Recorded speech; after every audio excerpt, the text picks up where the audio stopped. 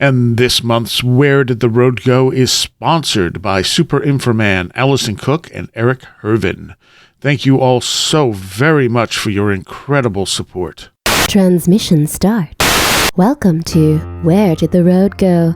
Join us as we wander off the path and explore lost history, consciousness, the paranormal, unexplained mysteries, alternative thought, and much more. We are present on the web at wheredidtheroadgo.com. Now here is your host, Soraya. Welcome to this edition of Where Did the Road Go? Tonight I am joined by Mr. Christopher Ernst.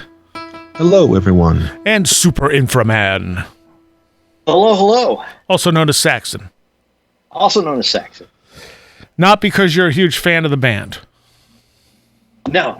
You know what? I'm not actually very familiar with the band. They were early, one of the big early British metal bands in the late 70s, early 80s. Oh, man, did I just become uncool? No, not really. It's okay, yeah. Okay. If you were like a metal geek, people would probably look at you askew, for not knowing who Saxon I don't think they ever hit like huge status, No. They had Go ahead. They have sort of that classic metal status. Yeah. If it makes you feel better, I once hitchhiked out to Worcester, Massachusetts to go watch Jimmy Page play.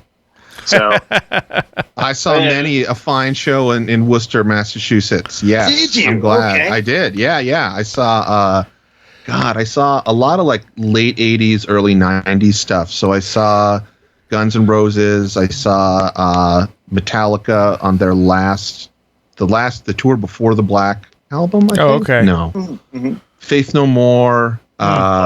Suicidal Tendencies. Queensryche. Did you see Suicidal and Queensryche together?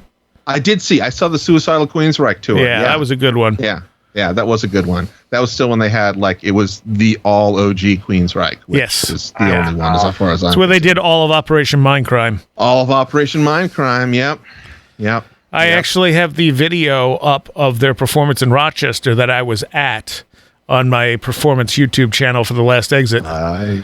Someone had recorded it, and a friend of mine got it, and I'm like, I was there. Hang on, this is cool. Yeah, it was the big. This is a place where people, we get the big shows, the Worcester Central. Yeah. Yeah. So anyway, good times. Tonight we're just doing sort of a Wandering the Road episode. And I guess one of the things to start with, I've seen a couple of people make this comment recently. I don't exactly remember where, if it was in comments or just on Facebook. But people will occasionally be like, I doubt people who have lots of different experiences. Like, I think they're just making it up. And I feel like that was definitely a thing for a long time. Like, if someone said, I saw Bigfoot and a UFO, people are like, right, you're just crazy. Mm-hmm. And what are the chances? Yeah. Yeah, what are the chances of one, much less other thing? So people would be like, well, I'm more likely to believe someone who had a single encounter than someone who's had multiple encounters, especially if it's a bunch of different stuff, because then they just think, well, you're just nuts. Yeah. And I think it's actually the opposite. I think that, yes, people are going to have those singular encounters, but I don't think the multiple encounters is by any means unusual, because all this stuff is kind of connected. No. Yeah, I completely agree. I'm sorry. Go ahead, Saxon. Oh, I was just going to say, when you meet people that have had a lot of experiences, and I feel like I've had a fair amount consistently over the years, they're almost harder on themselves in terms of scrutiny. Yeah. To disqualify things, because they also have that perspective of like, okay, I've seen something in the sky before that was weird. I'm seeing something again. Let me go check and see if that's a satellite, those kinds of things. And so, you have a higher level of due diligence when you have those experiences. And there is something about, I think, being open to having those experiences. And I'm sure some people just immediately disregard some things before they've had a chance to become Fortean or something like that. Like they tune it out. Well, also has the opportunity to become weird or different. Also, I would say that So if someone sees a bunch of weird lights, like on the ground, and then they walk over to investigate and they see a Bigfoot, what are they going to report? They're going to report they saw a Bigfoot. They're going to leave out the lights, because what did that have to do with it?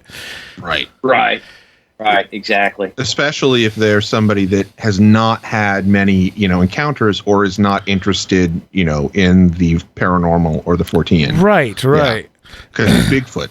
As Timothy Renner found out, every time after a while, when he started taking Bigfoot encounters, he'd ask, did anything else weird happen? Did you have poltergeist activity, see lights? And almost everyone had it. There was always that other stuff. So I don't know how many singular encounters there are. I'm sure there are some where someone's just in the right place at the right time. But I think more often than not, they're a sequence of things happening. Yeah.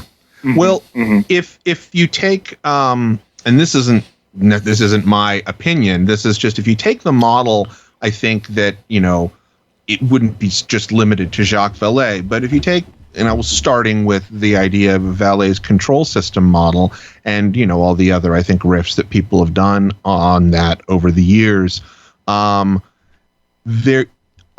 would, if I was using that model, then I would think that each person that is affected by this is being affected by it on a personal level. And if you start to factor certain things in, like, if this is a control mechanism, but at the same time it's also co-creative, as Bishop would be talking, in Greg Bishop's way of being co-creative, then depending on each person, some person in order to get whatever sort of transformative or control, point of control that then pivots their life or the way they think about things, or pushes them in a certain way or pushes a conversation a certain way.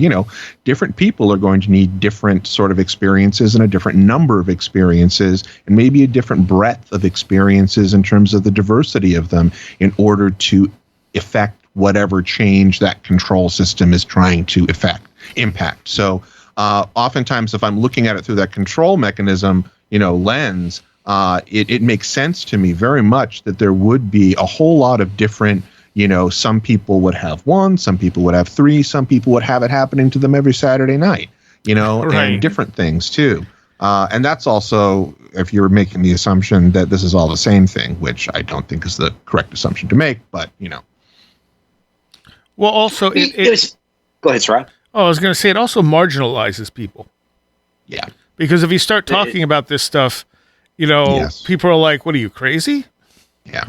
Though I will say that I think that, and this is something I've just been thinking about, maybe I'm wrong, maybe it's just I'm seeing more of it, but I feel like that's changing a little bit, and that, there are, you see maybe in the younger crowds, there's more of an acceptance of, having these experiences and it not being a marginalizing event. I just take, for example, I teach at college, and there was some students that were just casually talking, at the equipment, room in the on campus, and I'm pretty friendly with the students, and I was hanging out with them, and they were just talking about one of them who can see auras, and this is this fairly conservative, white Christian boy, from Virginia, I think. And, he was talking to this other person, and they were talking about how they can see colors, and they were referring to them as auras. And it wasn't a weird thing. It was, they were talking about it sort of as somewhat of an anomaly, but it wasn't, somebody who was queer would have to, hide it when they're in the 70s or something. It was very out in the open. And I was pretty surprised by that. Yeah. So I don't know. I think not tapped into it, but yeah. I think both fiction and reality TV has kind of made this stuff a little more acceptable. Yeah. Because you see this stuff, filtered through fiction all the time. So it's not, it's fiction, but it kind of normalizes it for some people. I agree. Well, and with everything being, I'm going to drag the materialist model right into this from the start, but with, secular society having, materialism as a foundation of it, that seeking the other is probably quite a big desire. And, with kids, I say kids, younger people, not looking to religion, they're finding other avenues of experiencing, something beyond the norm. Right. True. Right. True.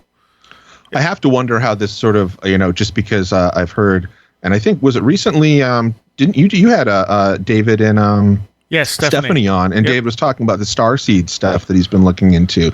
I'm wondering how that plays into it too, because that's sort of this whole other realm of acceptance of the other, is this idea that these, that's of the star seeds, which people remember hearing David talk about this, which is essentially, these groups of younger people that believe that they are reincarnated alien souls from other galaxies. Yeah.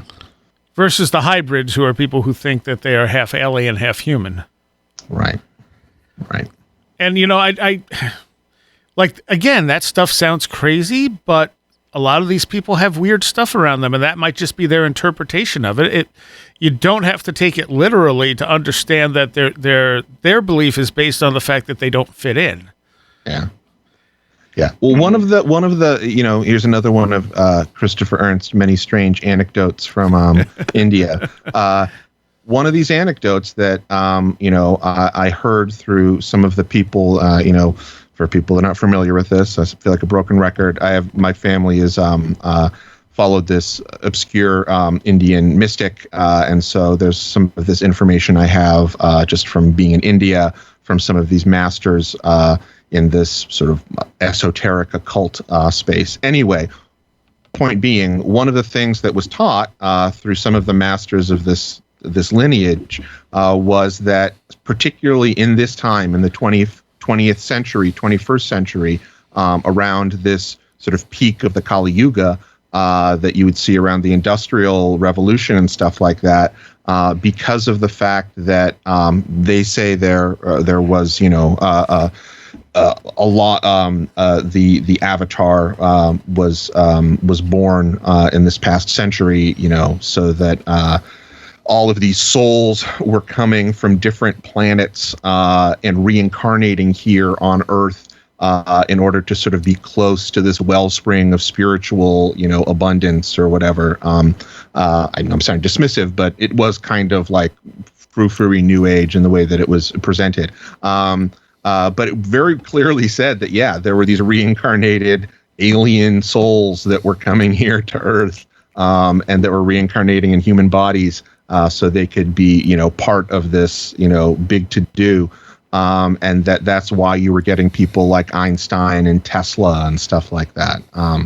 Where that fits into the larger thing, I have no idea. But I always find it interesting when I hear these things that are similar from disparate places. Yeah, and you also got the concept of indigo children as well. Yeah. Which I've always found interesting. Yeah. Oh, yeah. Who was it? I'm trying to remember. There were some very specific examples of these kids that came out. I want to say this was like either late 90s or during the aughts. And there was one of them, I think this was the kid that they based the X-Files kid on, because they did sort of a similar, they did an episode in the X-Files run where they were kind of riffing off of this. But he was like a Russian kid who said he was from Mars and knew all this like advanced, stuff. Yeah, you know what I'm talking about? I want to say that might have come through like Project Camelot, so I'm a little suspicious of it, but maybe I'm not. Maybe it came through something else, so I'm misremembering. No, let's see. His name was, I'm going to butcher this, Boriska Kripayonovich. Thank you. I found an article on him from 2020. He's 23 years old now. But yeah, he was doing like really complex math equations and things like that. He would talk about what it was like living on Mars in his previous lives. And, he had a very interesting character to him where there was a calm to him that was unsettling or could be perceived that way. Yeah. And so matter of fact about everything he talked about that, it lent I don't want to say credibility, but gave some gravitas to what he was saying. Right. Yeah, I'm not. I have vague memory of that, but nothing like concrete. I watched a short video of him at one point where he was talking, and it got me curious about him. So I looked him up occasionally, but he was making predictions too and things like that, and it seemed like as he got older, he just became more and more a normal person. Which is like the kids who remember their past lives. Exactly. Yeah. Exactly. Yeah. Uh-huh. Exactly. Uh-huh. It seems sort of like that left him a little bit. I don't know how to explain that, but it's exactly like what you're saying. And that, a lot of kids have a lot more paranormal experiences when they're, in their adolescence. And you hear those stories about all my toys marched out of my closet and danced for me. Right. Things like that. Yeah. And they don't necessarily treat them as anything weird because they haven't been taught that they're weird. Yeah. Yes, exactly. I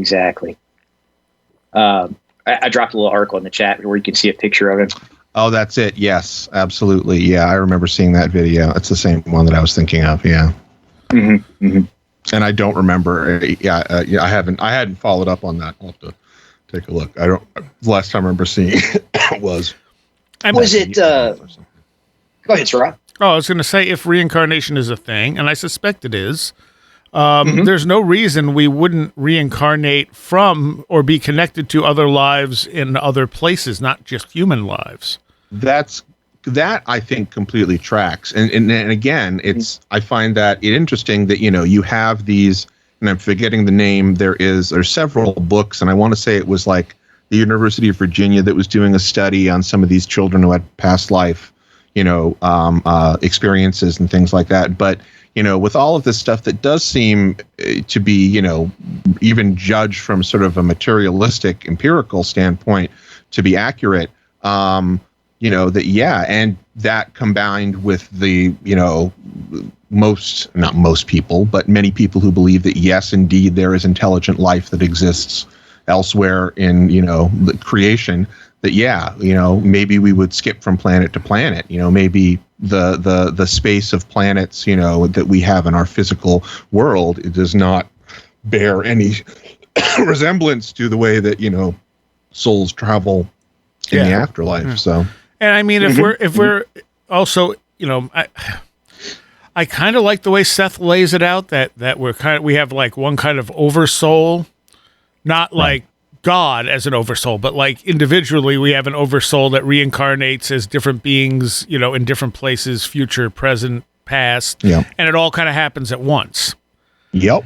And we also incarnate as animals and trees and things like that. Yep. Yeah, that was similar to the stuff that came from my family's from the Meher Baba line of masters too. And what do you make of all that? Do you think he was legitimate? What do I make of that?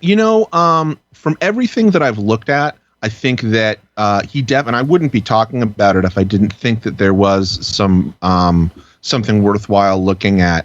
The person, Marijuana Rani, who became Meher Baba, who was the guru that my parents followed, and he was the latest in this line that went back several generations to, historically, very well-known Indian saints and holy men and yogis and fakirs. I think he's right on in that point. I think there was something interesting about him in the same way that, Gurdjieff or, Daskalos, if you people know who Daskalos is, he's this weird, odd, Greek mystic that I think he died maybe 10 years ago or something like that, but he did all these miracles. So I definitely think there's something worth looking at. And I continue to look at that, all of the sort of, I guess, the cosmology and the histories of some of the, the teachers, because it very much is this like, guru to student thing of, essentially secret chiefs. I'm building this up for a presentation I'm going to be doing, so I've been thinking about it a lot. But it really mirrors in a lot of ways the secret chiefs model, and a lot of this was, coming from guys that either predated Blavatsky or maybe were the people that Blavatsky talked to, if she actually talked to people at any point. I don't know. Okay. So it's interesting. I certainly don't think it's what the popular idea of it is, but there's something there which is interesting. And maybe it's just a bunch of people that became really, really, really powerful yogis and are tapped into some sort of higher consciousness, and they got their own sort of reality going on. Maybe that's it, but I don't know. Something interesting is going on there. Yeah. And like with the Seth material, I went into it a complete skeptic because I had not at that point seen anything channeled that I had any faith in whatsoever. Yeah. And Jane Roberts' stuff was so different. Jane Roberts herself didn't necessarily believe it per se. And, Seth wasn't coming out here like, here are all the answers. He's like, I'm not omniscient. I'm going to be wrong sometimes. I'm going to, and it's like, okay, well, I mean, this seems like exactly what you would expect from a legitimate channeled entity. Yeah. So the Seth stuff and Edgar Casey are still two that I find to be that. And, the Changing Light at Sandover, which is, if anybody knows, I think Ren talks about it sometimes. It's this book by a poet, but he's, it was essentially channeled. They channeled it through a Ouija board. And how many people get channeled material that is valuable and they don't share it? I mean, never thought about that. Yeah. Like how many other Jane Roberts are out there who aren't putting this stuff into books? For sure. And the other thing is Jane Roberts never tried to make a ton of money off of this. They didn't try to monetize this like the whole J.Z. White and Ramtha thing. Yeah, that's the stuff you have to look for, I think. And when you're looking like, and I would say this for, my crummy opinion, this is just me, but for anybody out there that is looking into sort of these, I guess these messages from either masters or channeled or, coming from these places that, reputably have been filled with, people who are just trying to get your money or your body or your time or whatever. You got to look for things that are like that like, okay, they weren't looking for money, or like in the case of Meher Baba, like, money ended up around him, but he gave it away immediately and lived most of his time in caves doing, for all intents and purposes, what was like, what kind of was like Enochian magic, from what I can tell. So like, if something's like a little weird like that, or, Gurdjieff, who is, he made some money, but like if you read sort of the way in which he engaged with, his disciples and, the way, which isn't necessarily all positive, but there's something which doesn't, it doesn't have that same feel of the like, the huckster, I guess, the scam artist. Yeah. It seems like a lot of times when you have these, I'm just going to call them enlightened people, they don't feel like they have ownership over whatever this is that's coming to them. Yeah. And so it's more of like, okay, I'm going to share this. And this is going to help me survive, but it's not I own this and, you're going to buy it from me kind of thing. But the hucksters, it certainly met a lot of those out there too. And the hucksters are also often selling fear. Just like like the news today, in today's world, it's generally selling fear. Mm-hmm. Yeah. And you're going to get the same. I'm going to, the trickster is going to be a part of this, no matter, how you twist it too. Like, you're going to have that. And you might even find some people who are like the spirit of Coyote, who are, not quite good, not quite bad, and I think that it confuses things, definitely, particularly if people are looking for someone or in a vulnerable space and kind of looking for somebody to hitch their wagon to. That I definitely, would suggest not hitching yourself to any one wagon. I've never read I never say his name right. Gurdjieff? Gurdjieff. It's hard. Yeah. Gurdjieff. Like, I've read about him here and there. I've never read any of his stuff. I was, at one point, going to have John Anthony West to come on to talk to him, because John Anthony West thought a lot of him. And that, to me, said a lot right there. Because John was not someone to just, like, go along with something. If he thought it was legit, there was a reason he thought it was legit. Completely. And on top of, another, I think, example of why Gurdjieff is somebody that is interesting and worth looking at in a very broad Fortean sense is that Whitley Strieber has been involved in Gurdjieff fourth way practice forever. And I was going to mention that too. Yeah. And his experiences coincide with him engaging in what is essentially a meditative practice, that could very well be doing exactly what it does for, ceremonial magicians and yogis and, who else everywhere, throughout history. Just a different form. Yeah. So I think it's definitely like that's both of those things. John Anthony West, I understand why he would, think that Gurdjieff is the real deal. I think he was. And I think, there were a few like that, the guy that, Ram Dass met before he became a guru that I'm still not quite sure what I necessarily feel about him. I know some people had some really good experiences. I've known of some people that have been part of his thing in California and have really with Ram liked Dass? it. But anyway, Neem Karoli Baba, who was this other guy in India who he went and met, I'm pretty sure from looking into some of the stuff about him, he had some real juice going on. Yeah. If I'm remembering right, Ram Dass actually had some very negative, morbid Kundalini awakenings early on.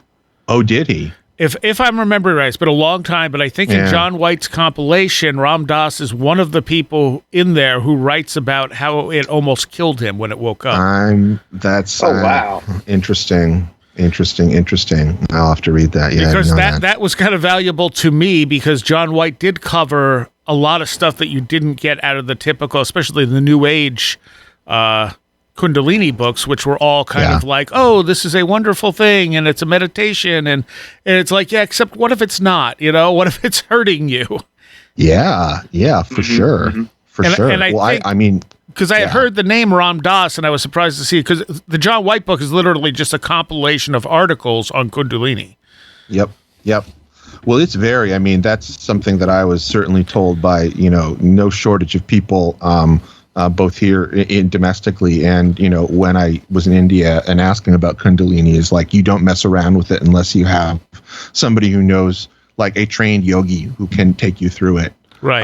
Like if you want to mess around with it, that is, and some people, this goes back to the, some people don't think you need to have that, and that's perfectly valid. Some people have a practice, and maybe you've even had a very successful Kundalini, esoteric practice without a master.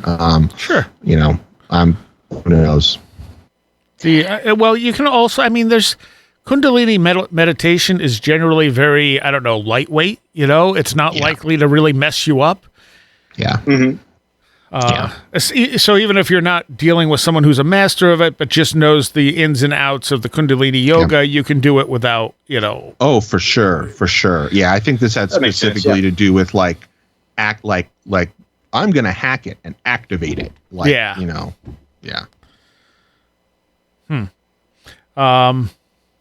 I was just going to say something else too, and now I forgot what it was. Do you guys want to talk a little about what we were talking about before the show? Because I think some of that was really interesting. Oh, no, I remember forgetting what it was. About animals. What were we talking about? Oh, about animals? Sure. Absolutely. Yeah. So I lost my cat, Jack, this last week. And you lost your dog, Saxon. My German Shepherd, yeah. So they... and we were talking about the fact that animals... they hold... I think one of you said it's hard to even call them pets because it almost seems demeaning. Right. They hold this special place to us, and they always have. But we got into a lot of stuff about psychopomps and stuff with this. Yeah. Right. Well, so just to add some extra context before we dive in, dogs have been around. Some people say 15,000 years. Their estimate's more like 35,000 years alongside us. And if you look at some of the other hominids, they didn't seem to domesticate animals. And I kind of think of that as the long night or the long wilderness or something like that. And the companions that were with us were dogs, and then cats too, where we formed these kind of symbiotic relationships with first before we got into agriculture and what have you. But 30,000 years is a long time. Yeah. And then if you consider, and I have no scientific proof for this or anything, this is just a thought that I've had, but the domestication of dogs is something that put us ahead, say like Neanderthals in competition and things like that. Yes. Yeah. Yeah. Well, I mean, I think. Go ahead. No, go ahead. No, go ahead. I was just going to say, I think I've heard that, it's been used in science, in talks about just human evolution, the importance of, the canine, that partnership, and that how in many ways allowed humanity to become this, alpha mammal, alpha, predator here. Mm-hmm. Yeah. Mm-hmm. Yeah. Oh, you had teamwork working together. And I mean, of course, we took down woolly mammoth and things like that before we had dogs, but my gosh, it was a lot easier afterward. Sure. Yeah. And so you can see how this relationship that is probably the oldest relationship outside of person to person gives life to that connection, and then the spirituality, if you want to call it, or I don't want to call it an otherness, but something that's beyond putting in words in that relationship. And you end up with those legends and mythologies and religious beliefs. Chris, you ought to talk about that, actually. Sure. Well, the thing that I brought up when we were talking about this is how it reminded me of how dogs particularly have been considered psychopomps by several different cultures, psychopomps being guide to the afterlife. It comes from a Greek word for the soul guide. And in particular, I was thinking of, it's in Colima culture in Mexico, which has had, I believe, the Toltec, Aztec, Mayan, Zapoteca, and Colima Indians have lived in that area. But in these tombs there, they have these little clay dogs that were put around these mummified remains there, and that they resembled the Zolo dogs, these little dogs that are indigenous to the area. And they were believed to be holy, and that they would help act as psychopomps to, bring the dead across to the other side. And that also jibed with something that I had heard. And again, some of my, many wanderings and listenings to some of this esoterica from Indian folklore, and in the particular Datrayan lineages that my family was part of, that dogs are considered to be have sense of the subtle plane, which is the plane that they consider our souls to exist in once we are no longer in the physical world, and that because these dogs basically have double sight and are able to communicate both ways, they can especially help family members, like if the dog was a member of the family and somebody passed, to help them successfully cross over.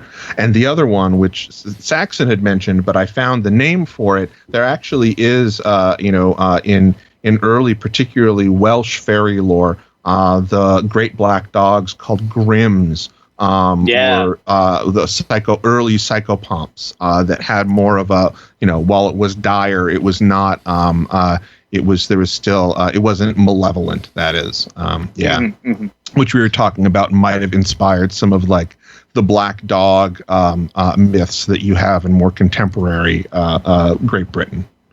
Mm-hmm. Right. Mm-hmm. It's interesting talking about acting as psychopomps too, because how many times have you guys probably come across someone that said, you know, my dog or my cat was interacting with something that we couldn't see? Mm-hmm. Sure. You know, I mean, when I grew up, you know, if our dog did that, we just assumed that it was the ghost of my great grandfather in the house. You know, that was just natural for us. But I absolutely believe that. The first kind of lucid dream, I guess I had, somewhere between lucid dream and, you know, maybe something like astral projection. I don't know. I had a Chihuahua that had passed away, and this will be hilarious, but he was my guide when I was in this other place, and took me different places. We ended up in this place where there were wolves dancing around a campfire, you know, jumping up in the air and things like that. And the wolves were different colors, though. So one wolf might be purple, one might be yellow, and they're in a ring around this campfire dancing. And I can't remember what was supposed to come out of that, but this has been 30 years ago at this point. And then we met a giant wolf, and this is before like Princess Mononoke and all that. I always like to preface that. That was like the size of a train car and had antlers. Wow. Yeah. Oh, he was cool. And he was also very much a part of nature. His morality, you could understand, was that of, you know, someone that would have to eat other things to survive, you know, and that sort of thing, not a version of morality that we might have as people. Right. Yeah. Yeah. But I have drawn that wolf, you know, my entire life since that. But yeah, the Chihuahua was with me the entire time. Well, I mean, the Chihuahua is, and I recently have been researching this because we recently rescued a Chihuahua who I have a very strong bond with already. And so I was researching Chihuahua DNA, and they're essentially the same as the Zolo dogs. Like there were some recent studies that came out where I guess like modern day Zolo dogs and, you know, the Mexican hairless and the Chihuahuas, which all come from essentially the same stock. They're not nearly as diluted as they thought would have happened through, you know, basically Spanish, you know, armies killing or, you know, interbreeding as they came through Central and South America, so that they retain about like 98% of their original DNA. And wow. The Zolo dog is essentially a Chihuahua. So your Chihuahua could very well have been doing that for you. That sounds right. I kept journals back then, and one of the things that I put in there when this experience happened was the first thing. It wasn't like he could talk to me, but it was kind of like he could talk to me. And it was incredibly real, but, you know, we could also do things like fly around and what have you. But the first thing he said to me was, "You look lost." Yeah. And that kind of turned into him taking me to these places. And it started out around our house. And I grew up in a small farm with lots and lots of forest around it, and a small lake down the road. And, you know, we flew over the lake and you could feel the water coming up off the lake. And then that sort of transitioned to, you know, places further out. The dancing wolves were in the, somewhere in the Southwest. It was very like, Grand Canyon-esque or something like that. Interesting. I love that. I don't know. It always hits me harder losing a pet than yes. Even, you know, like it's different. Like when my mom died versus when the cat died. The cat hit me harder, quicker. You know what I mean? Yeah. Mm-hmm. Like I didn't expect my mom to die either. I didn't expect the cat to die. The cat 3 months ago got a clean bill of health from the vet. But she probably had cancer, and there's probably not anything we would have been able to do about it regardless. But my mom, there's no reason my mom should have dropped dead either. It was a blood clot. But for some reason, like, I don't know what it is, but the connection to the cat might have been actually stronger than the connection to my mom, as weird as that sounds.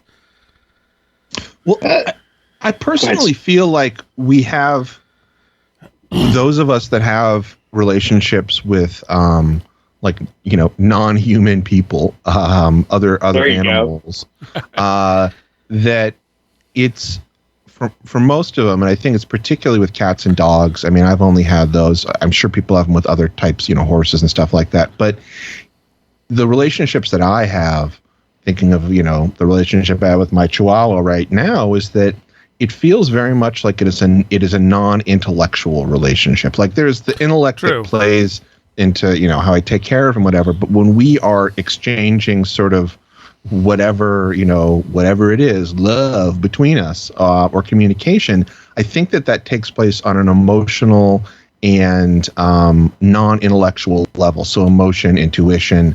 And so it makes sense to me then that, you know, for these people that are humans, that I think a lot of our love has to do with intellect. I mean, real love too, you know, intuition. And I'm not saying it's any less, but I think that like the intellect is kind of what gets in the way, and that with an animal companion, that it's like you don't have any intellect to get in the way. It's all emotion. It's because that was the relationship you had with them. Yeah. Plus, you know, you feel like you're their protector too. Yeah, absolutely, and you're responsible for them, and you know, animals that you have those relationships give you so much, and it's very selfless. Back to, you know, Chris talking about it being this emotional exchange. Yeah. It's very honest. There's no contamination in it, and I think because they're able to show that to us, give us those feelings, and create that kind of relationship. For me, when our German Shepherd passed away, you know, I felt guilty because he cared about us so much. Yeah. When he was really sick, he was more worried about making sure we were happy, you know, and it's, it just breaks your heart. Yeah, no, well, you can see that it's, you know, maybe I think a lot of people, and I've heard many good people say, if we look towards the compassion of animals, we humans could learn a lot. Oh, absolutely. Absolutely. Well, at the same time, animals will kill other species without a second thought. They will. It's true. Yeah.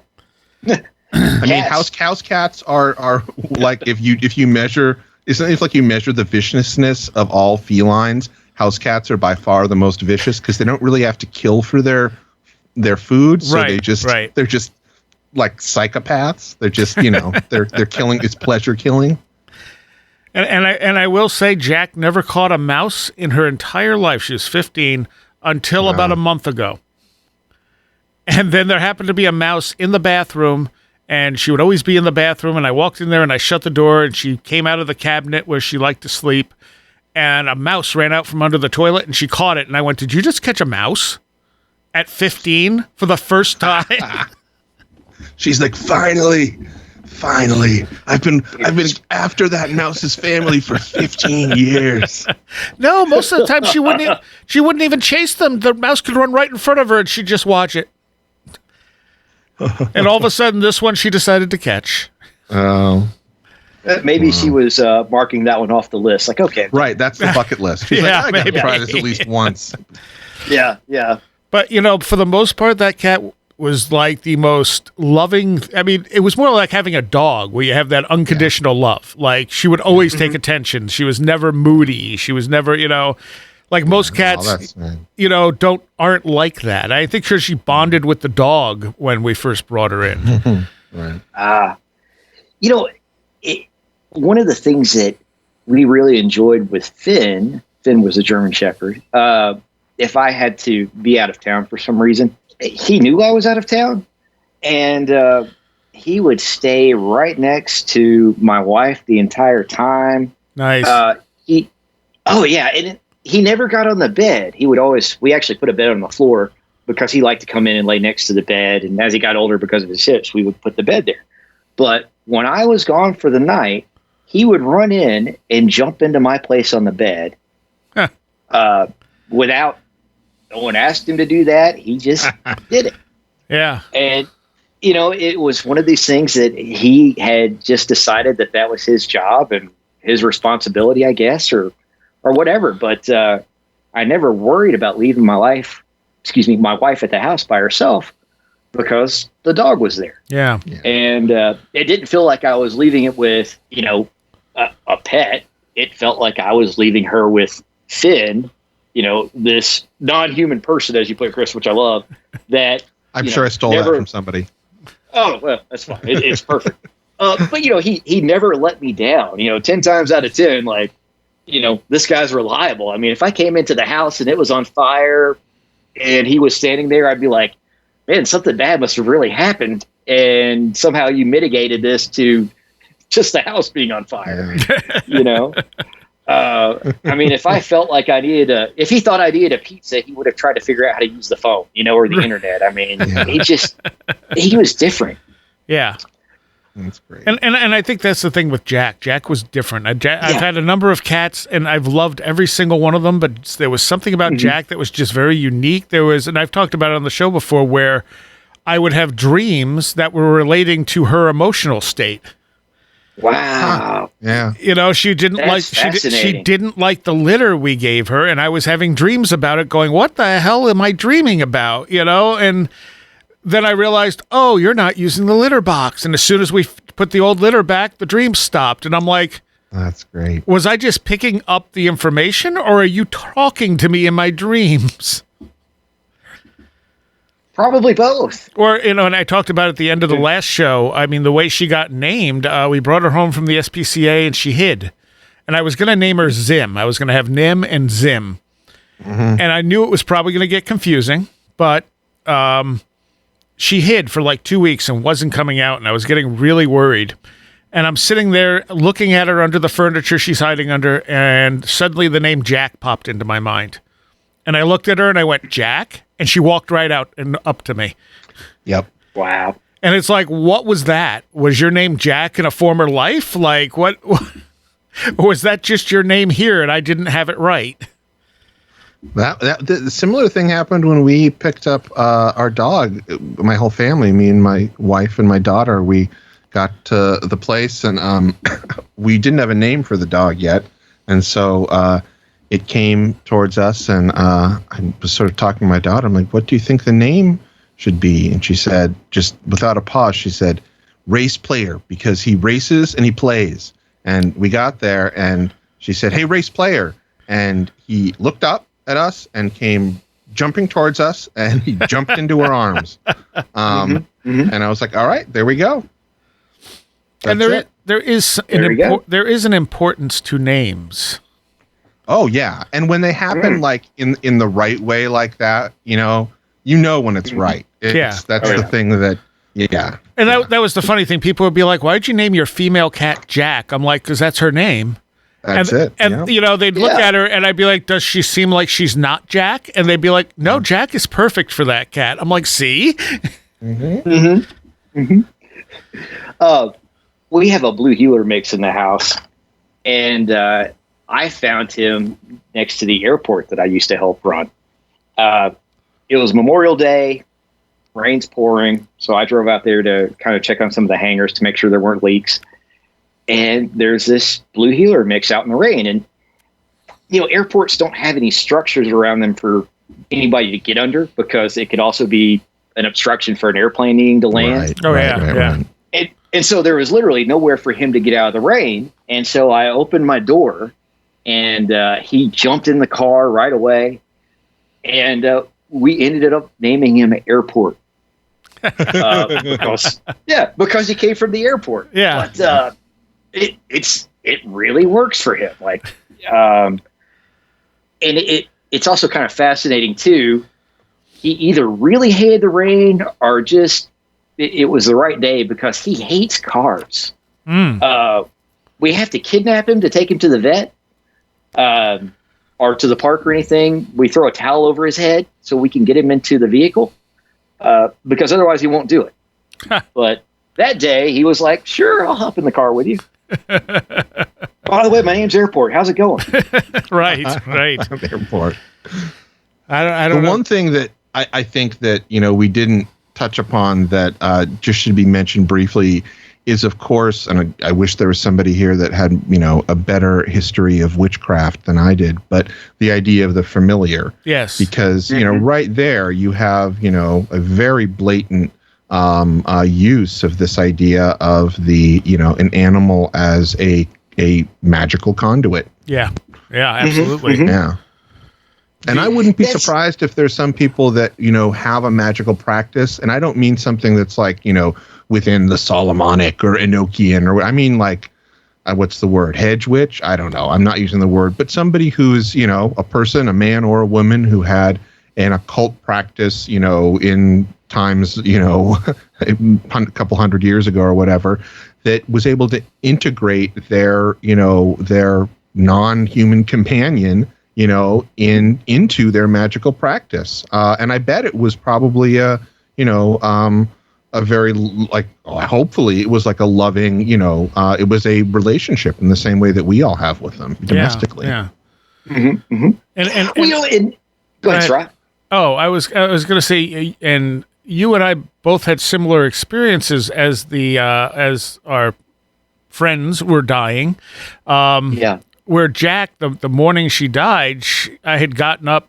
My blood sugar had dropped while I was sleeping. I got up and got something, and she came into the back, and she jumped up on the coffee table and then jumped over to the couch and laid down next to me, and I went, okay, that's good. You look like you're doing better, because she was on an antibiotic. We were hoping that it was just something like a kidney infection. I mean, the vet said probably she was past the point of no return, but let's give it a shot. And this was 3 days into the antibiotics. So I was like, oh, you seem to be doing a lot better. Yeah, and then when I got up later, she couldn't even walk. And it was that last burst of energy. And you had a similar thing happen with your dog. Yeah. And so my shepherd had a bad leg. He had cancer in his hip.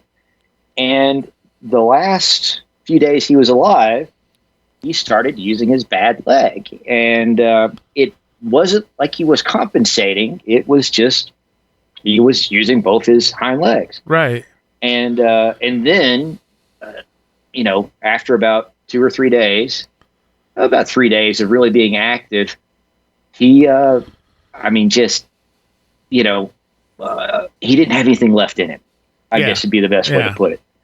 And so, I kind of chalk that up to them letting you know that they're okay and they're happy. Because dogs communicate, cats communicate differently. And so, they can't tell you verbally that they've had a good life, but right. They can certainly show you that they love you. And so that's kind of what I interpret that as. And it may be romanticizing things, but that's okay. Well, you read about people, especially older people with dementia and stuff like that, or Alzheimer's, and as they're close to death, they suddenly hit this period of very severe lucidity. And I almost wonder if it's a similar thing. Yep. It kind of going back to, you made me think of something, but sorry, you're talking about Jack's emotional state showing up in your dreams.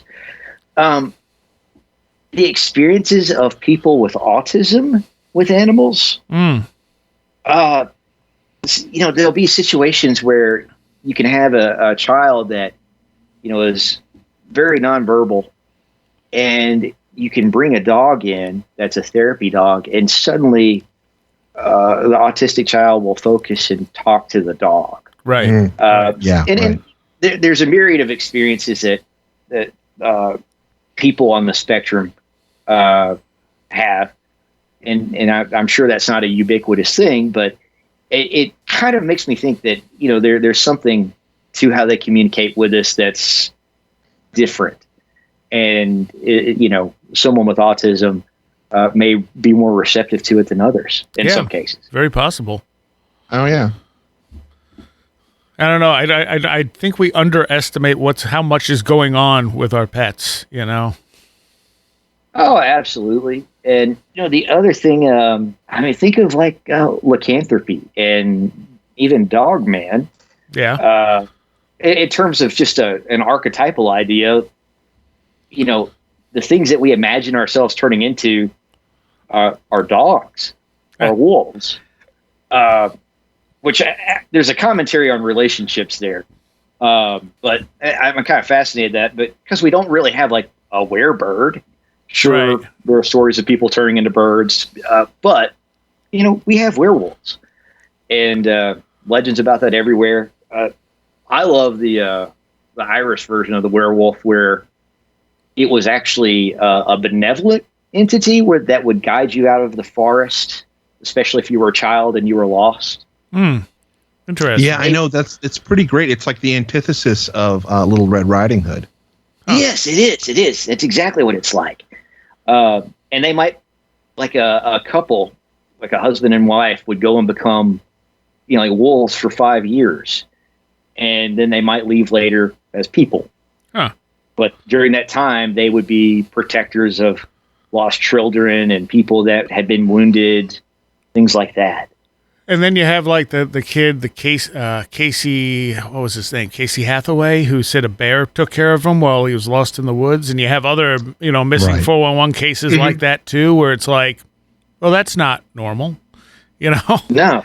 That's not something that happens. And also I want to bring up Rupert Sheldrake's work, where he was able to show that animals, particularly dogs, would know when their owners were headed home. And it wasn't like a pattern, because he would specifically have the people, come home at different times and not follow standard patterns. And every single time the dog knew. Like before it would be able to smell or hear them or anything like that. Like they'd be at work. They'd be like, okay, I think I'm going to go home now. And the dog would be like,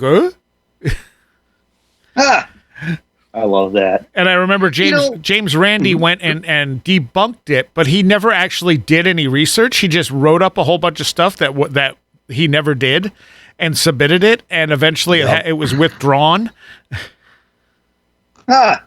Randi. To get James Randi to withdraw something's pretty good. I think it was the group he did the research for withdrew it. I see. He admitted that he did not replicate the research, that he just watched some dogs for a little bit and thought it was just them knowing when they were coming home. Like from repeated behavior. In this primordial time, in prehistory, when, life was incredibly harsh, there were only small numbers of humans on the planet, and we had, the first domesticated dogs with us, you could understand how different forms of communication would have existed, in an intuitive level.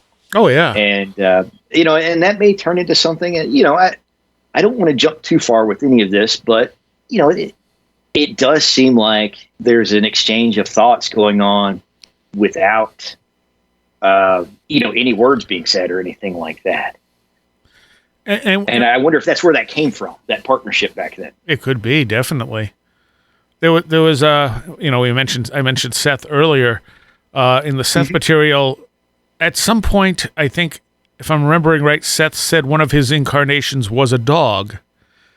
But he seemed to imply that these incarnations could kind of split off on their own.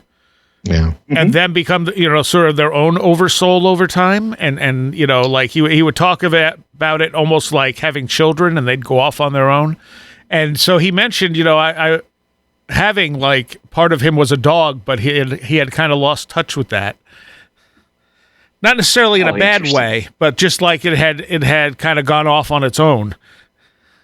Grown up and left the nest. Yeah. I mean, because sometimes he'd say stuff where you're like, one of the things I liked about the Seth materials, it was very clear. It wasn't filled with a lot of double talk. But sometimes you're like, I'm not totally sure what he meant by that, Yeah. So we may just be connected, the same way we can be connected to other people on a spiritual level. We can be connected to animals that way too. Next question is the same true about vegetables?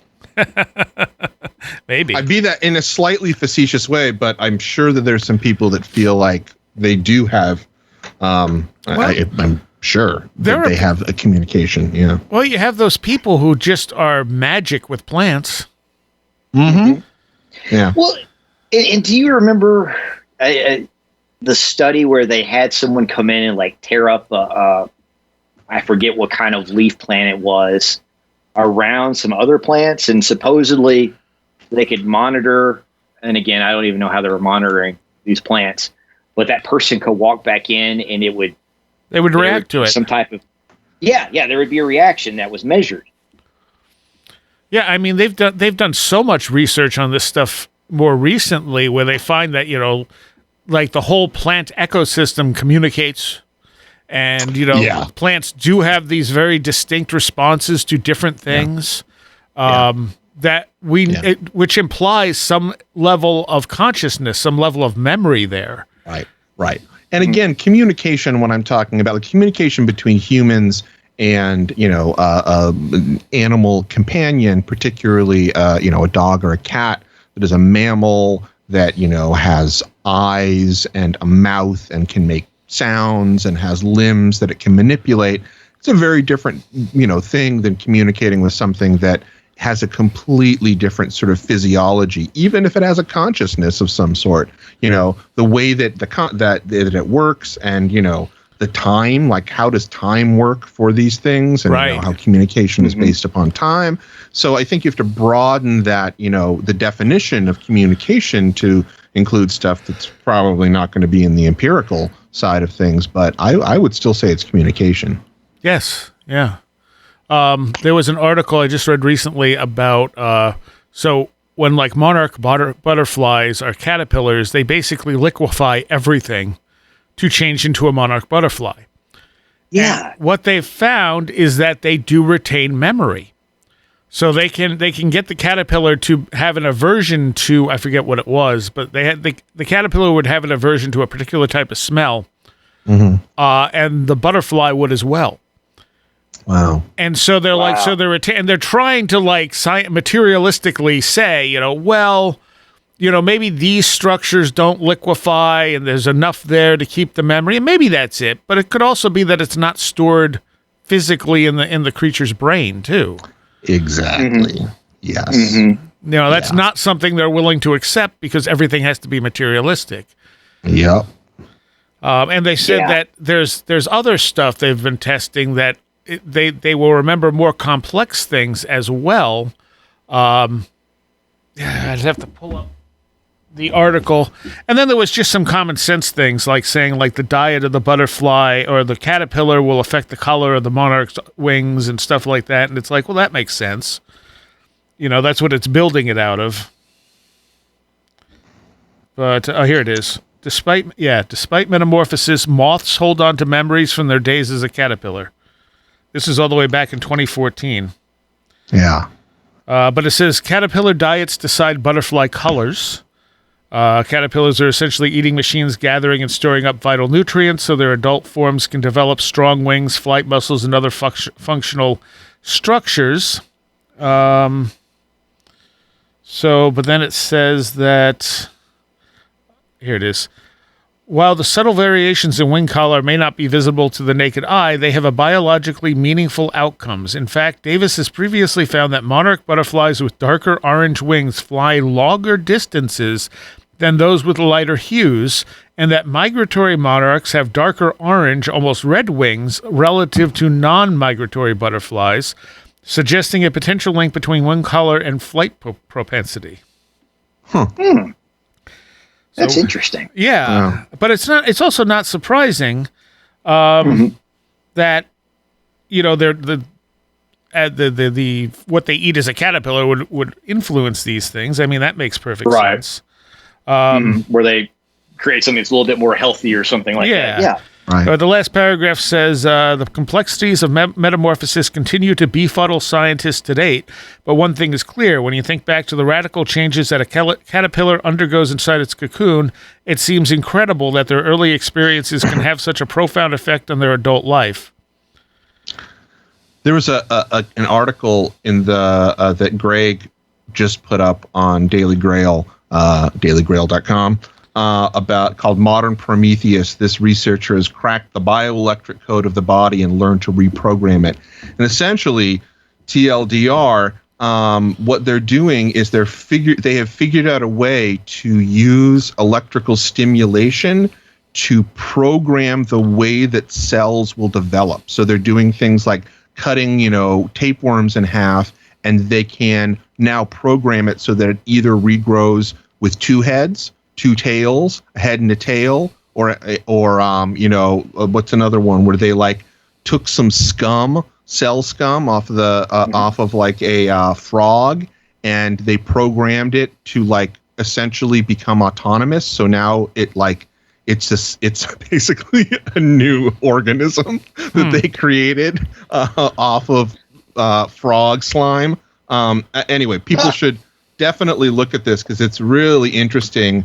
They link to a video. Gray links to a video, and he talks about how the huge implications this might have, or for like strange subjects like mind-body phenomena like stigmata, or the ability of some crazy camouflage that some animals have. But essentially, being able to reprogram your cells bioelectrically is what it seems like. Huh. Wow. That is. I just thought that kind of like that was similar to what we're talking about here. Like if there's somehow some electrical thing that is reprogramming the cellular slime of the caterpillar, so maybe it still is retaining its essential stuff, but I don't know. Or on the other hand, there was a guy that I talked to at one point, one of an Indian mystic who referred to all of those things being saved in what he called a creature's subtle matrix, and that at the same time that your physical body grows through reincarnation and evolution, you also have a subtle body, which he referred to as a matrix, believe it or not, that grows and grows, and that is where your what he called sanskaras, which is your karmic impressions, are stored. That then are basically that energy becomes matter for your next life. And of course, again, going back to Rupert Sheldrake, you have the morphogenic field theory that species share certain forms of information with others of their own species on a level that we can't quite measure yet. Yep. And we've seen, and he was basing that on scientific things that they had done. Like they were. I think the monkey thing is one of the main things he based it on. Yeah. There were 2 islands with identical monkeys, but they had no communication between each other. And they taught the monkeys on one island to fish. And as soon as a certain number of monkeys on one island learned to fish, all the monkeys on the other island suddenly knew how to fish too. Yeah. Wow. I love it. I remember reading that in one of Michael Talbot's books, either Beyond the Quantum or The Holographic Universe. Mm-hmm. That Matrix kind of reminds me of... I was exposed to some very horror interpretations of Huna magic from Hawaii. And it talked a lot about your memories were not stored in your body, but were stored around you. Right. Yeah. And it was kind of interesting. Somewhere between there, I connected that back to like NLP and some of those things where you could do visualizations and move things around. Right. And so I don't know. It seems like that both are reflective of something that is beyond the body and how we operate. But, you're moving a memory from the top left to the bottom right and placing it over maybe another memory that you want to change your feelings about or something like that. And that could just as well be magic as it is, something that's neurological. There was